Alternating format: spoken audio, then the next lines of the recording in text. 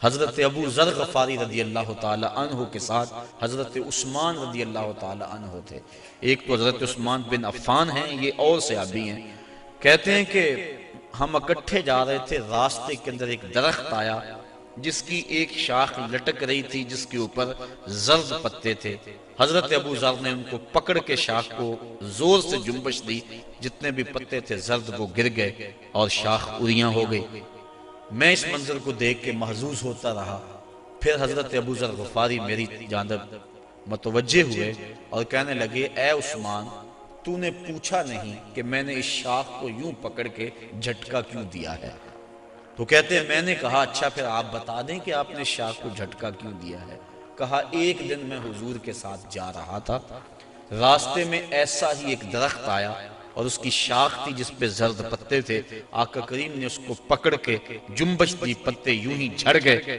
میں اس منظر کو دیکھ رہا تھا، آقا کریم نے میری طرف دیکھ کر کہا، ابو ذر تو نے پوچھا نہیں میں نے شاخ کو جنبش کیوں دی ہے؟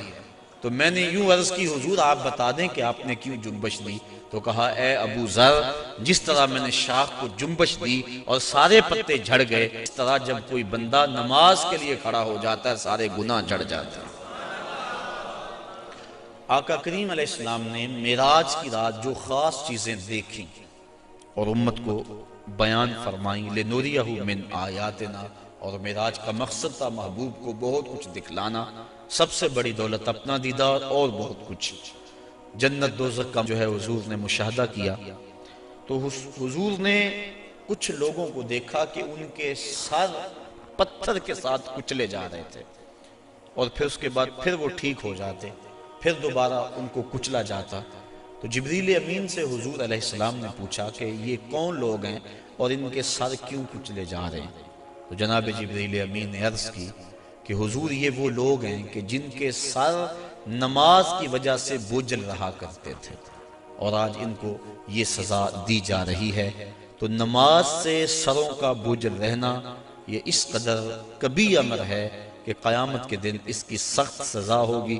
آپ نے علماء سے سینکڑوں بار یہ سنا، اول ما یحاسب بہ العبد یوم القیامہ الصلاۃ، قیامت کے دن بندے سے سب سے پہلا سوال نماز کا کیا جائے گا، اور اگر پہلا سوال کا جواب بھی نہ آیا اگلی باتیں تو بعد میں ہیں، اس لیے ہمیں قصد کرنا چاہیے کہ آج کے بعد نماز نہیں چھوڑیں گے۔ حضور علیہ السلام نے معراج کی رات ایک شخص کو دیکھا، لکڑیوں کا ایک بہت بڑا گٹھا تھا جس کو اٹھانے کی کوشش کرتا تھا، لیکن اس سے وہ اٹھایا نہیں جاتا تھا، بھاری تھا، اس کی طاقت سے زیادہ تھا، لیکن اس کے باوجود وہ دائیں بائیں سے لکڑیاں اس کے اندر شامل کرتا تھا۔ پوچھا کہ یہ کون شخص ہے؟ اس کا جو گٹھا ہے لکڑیوں کا وہ پہلے بڑا بھاری ہے اور مزید وہ لکڑیاں دائیں بائیں سے لے کر اس کے اندر شامل کر کے اس کو مزید وزنی کرتا چلا جا رہا ہے۔ تو عرض کی کہ حضور یہ آپ کی امت کا وہ شخص ہے کہ جس کے پاس لوگوں کی کثرت کے ساتھ امانتیں موجود ہیں اور وہ ان کو ادا کرنے کی پوزیشن میں نہیں، لیکن اس کے باوجود اور امانتیں پکڑتا چلا جا رہا ہے، اور اس بات میں حدیث ہے کہ لوگ میرے پاس پیسے امانتیں جمع کروائیں۔ تو کل قیامت کے دن اس صورت کے اندر جو ہے وہ اس کی سزا دکھلائی گئی کہ اس گٹھے کو اٹھانے کی کوشش کرتا ہے، اور ایک روایت میں آتا ہے کہ کل قیامت کے دن جس شخص نے لوگوں کی امانتیں دینا ہوں گی تو اس کو لوگ پکڑیں گے اور کہیں گے ہماری امانتیں واپس کر، وہ کہے گا اب اس وقت تو میرے پاس کچھ نہیں ہے۔ اسے فرمایا جائے گا کہ جو ان لوگوں کی امانتیں تیرے پاس ہیں وہ ایک جگہ رکھی ہوئی ہیں، اگر تو ان کو وہاں سے لا کر کے دے دے تو تیری جان چھوٹ سکتی ہے۔ تو وہ کہے گا کہ کہاں ہیں؟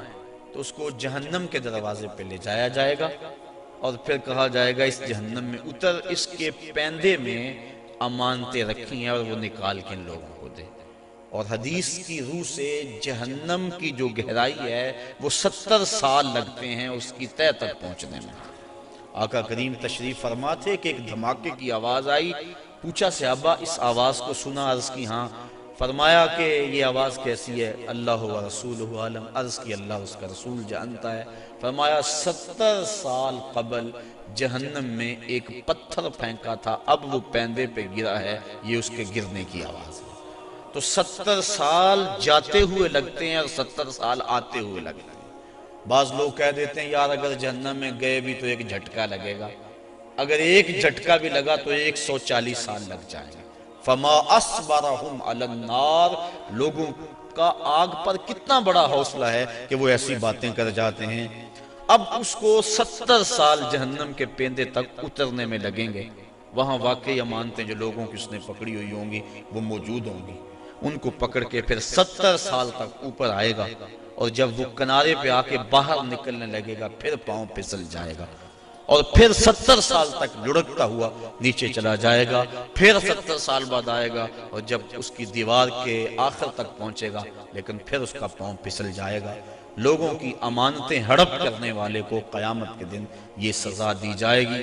میں اور آپ اتنا بوجھ اٹھائیں جتنا ہم اٹھا سکتے ہیں، اور ہمیں دیکھیں کہ ہمارے ذمے جو ہے وہ کسی کا غصب کیا ہوا، کسی سے رشوت میں لیا ہوا، اور کسی کی مجبوری سے فائدہ حاصل کر کے اس سے مال لیا ہوا، اور دیوار رکھتے ہوئے ہم سائے کے 2 انچ دبائے ہوئے، ہم سب کچھ دیکھ سکتے ہیں اور اپنے مستقبل کی منصوبہ بندی کر سکتے ہیں۔ حضور علیہ السلام آگے گئے تو آقا کریم نے دیکھا کہ کچھ عورتیں ہیں کہ جو چھاتیوں کے بل لٹکائی گئی۔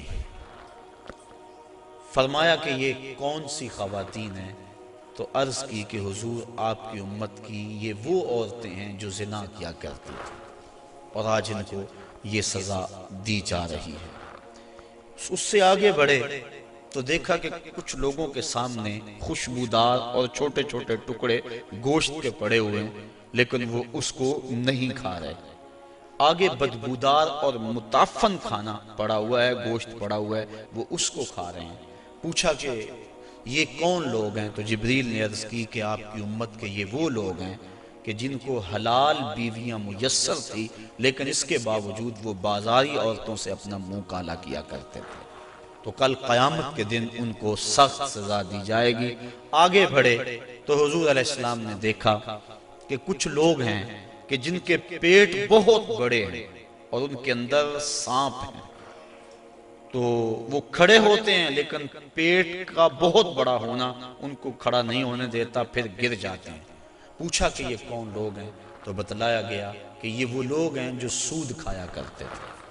سود کی حرمت قرآن مجید میں بڑی وضاحت کے ساتھ آئی، اور فرمایا سود لینے والا، حضور نے ارشاد فرمایا سود دینے والا، سود کی رقم پہ گواہ بننے والا اور سود کی رقم کے معاملے کو لکھنے والا گناہ میں برابر کے شریک ہے۔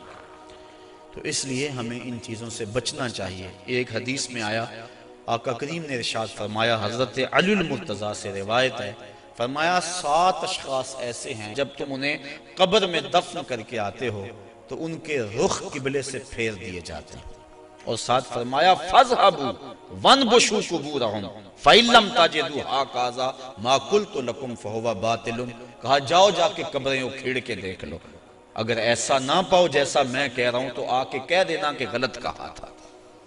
عرض کی قیلا من ہم یا رسول اللہ صلی اللہ علیہ وسلم، عرض کی حضور یہ کون لوگ ہیں کہ جن کے رخ قبر میں قبلے سے پھیر دیے جاتے ہیں؟ تو حضور نے ارشاد فرمایا شارب الخمر و بائع البش